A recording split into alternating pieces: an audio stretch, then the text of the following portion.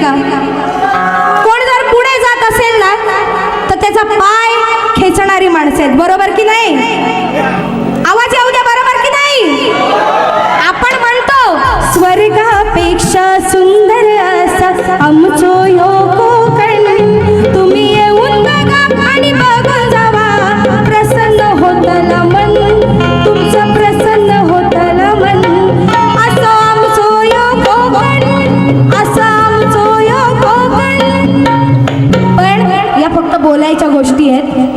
कोकण फक्त बघायला यावं, तो निसर्ग रम्य दृश्य पाहायला यावं, पण कोकणातली माणसं ना, हा जीवाला जीव देणारी माणसं आहेत, पण कोणासाठी? दुसऱ्यासाठी करणारी माणसं आहेत. आणि जो स्वतःचा असेल ना त्याला मात्र तू मरच, तू पुढे जाऊच नकोस, तू माझ्या पुढे जायचंच नाही, अशी आपली बांधिलकी आहे या कोकणवासियांची.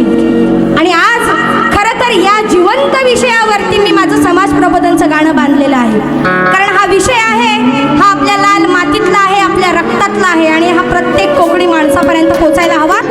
आज या आपल्याच कोकणी बांधवावर, या कोकणी माणसावर, कोकणी मित्रावर, कोकणी मैत्रिणीवर, या सर्वांवरती गाणं कसं लिहून आणलेलं आहे पहा.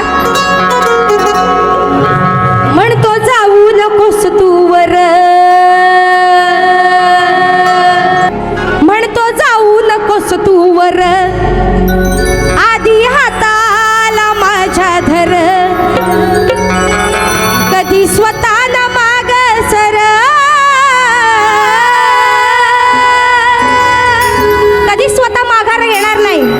तू पुढे जाऊ नकोस, मी सुद्धा माघार घेत नाही. म्हणून म्हणतो जाऊ नकोस तू वर, आधी हाताला माझ्या तू धर, कधी स्वतःला माग सर,